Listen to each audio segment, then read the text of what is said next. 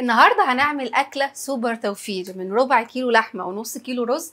هنعمل احلى كوبيبه غمراوي بتاعه 100 غمر. هنعملها بطريقه حلوه جدا. تعالى اقول لكم هنعمل ايه. اول حاجه معايا ربع كيلو لحمه مفرومه وتكون الدسم بتاعها قليل، ومعايا هنا نص كيلو رز انا غسلاه كويس جدا ونقعاه لمده 10 دقائق وصفيته كويس من الميه. في البدايه انا لازم اللحمه المفرومه بتاعتي اسمخها، فهحط هنا في الكبه بتاعتي ربع كيلو،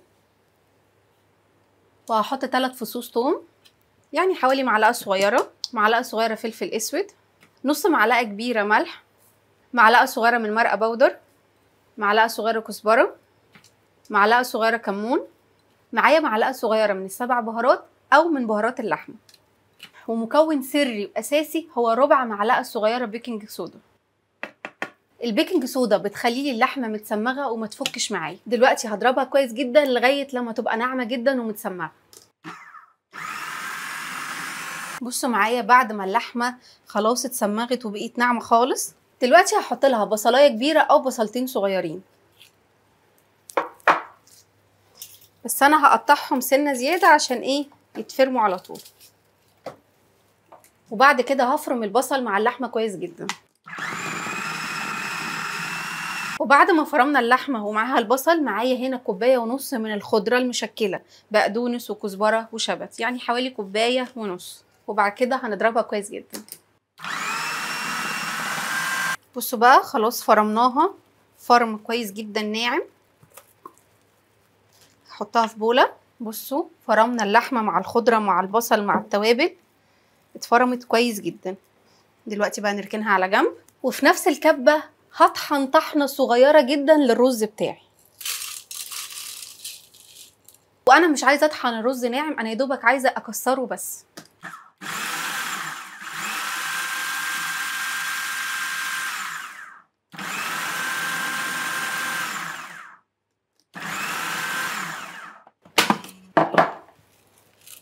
وخلاص طحنا الرز بتاعنا كويس، وزي ما انتم شايفين معايا الرز انا ما نعمتوش، انا يا دوبك خليت الرزايه تتكسر ل3 4 حتت مش اكتر من كده. وبعد كده هعجن الكوبيبه بتاعتي كويس جدا لغايه لما تتسمغ، ونعجنها كويس جدا لغايه لما الكوبيبه بتاعتنا تتسمغ خالص. وده شكلها بعد ما اتعجنت. بصوا معايا تحسيها ايه متسمغه، هو ده اللي انا عايزه اوصل له. غطينا الكوبيبه بتاعتنا، ودلوقتي هروح ادخلها التلاجة نص ساعه تستريح، وبعد كده نشكلها سوا. وده شكل الكوبيبه بتاعتنا بعد ما سيبناها تستريح نص ساعه في التلاجة. واهم حاجه في الخطوه دي ان انا ادهن كل حاجه حواليا بالزيت، يعني هدهن الطبق اللي انا هعمل فيه الكوبيبه هدهنه بالزيت كده، وهدهن ايدي برضو بالزيت كويس جدا. ونبدا بقى ناخد قطعه.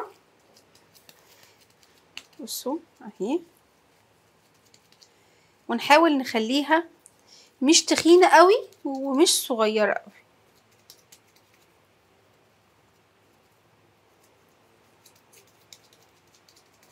بصوا، وبرضو نديها دهنة زيت كده حلوة. بصوا سمكها قد ايه. ونشكلها ونروح حاطينها في الطبق بالشكل ده، وهفضل اشكلها كلها بنفس الطريقة اهو.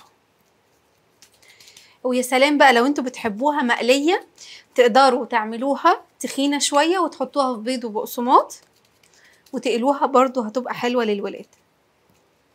وخلاص شكلت كل الكمية اللي معايا من ربع كيلو لحمة، عملنا الكمية دي كلها. ونجيب حلة ونحط فيها حوالي كوبايتين شوربة سخنين،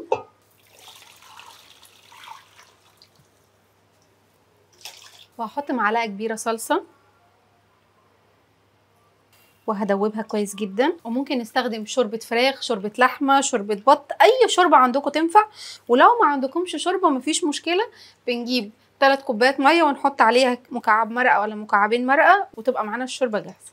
وبعد كده بناخد الكوبيبة بتاعتنا ونروح حاطينها في الحلة بالشكل ده، واحدة فوق واحدة.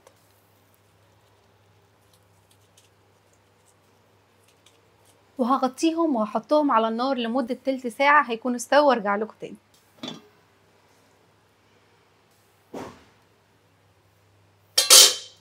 شايفين معايا ده شكلها بعد تلت ساعة استوت وخطيرة. بصوا كل حين لاخر كده يعني كل 5 دقايق ايه بفتح عليها وازود لها ايه.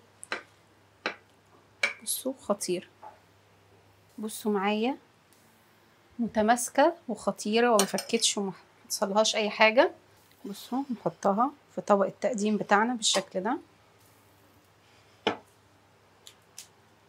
وشوية الجوس الخطير ده هنحطهم هنا.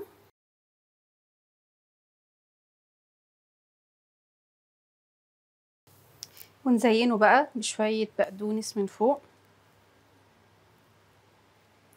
وده شكل الكوبيبة الغمراوي بتاعتنا. نجيب واحدة بقى ونحط عليها الصوص الخطير بالشكل ده، وتعالوا ندوق. حتى ادوق معاكي.